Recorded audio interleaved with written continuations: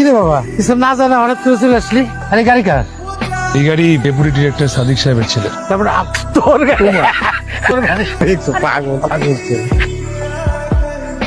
খুব সুন্দর হয়েছে রে। দাদা ভাই দেখছো এটা কার গাড়ি? আর গাড়ি আমার ছেলে স্বামী। আমি যেটা পারি না সেটা আমার ছেলে করে দেখাইছে, বুঝছো? সুন্দর হয়েছে। কেমন লাগতেছে তোমার? ভালো। সন্তান যখন ভালো থাকে, বড় কিছু করে, তখন নিজেকে সফল মনে হয়। মনে হয় যে বাবা হিসেবে আমি সার্থক, নিজের পায়ে দাঁড়াইছি। মনে হয় যে আমার সে সফল আর কেউ আছে।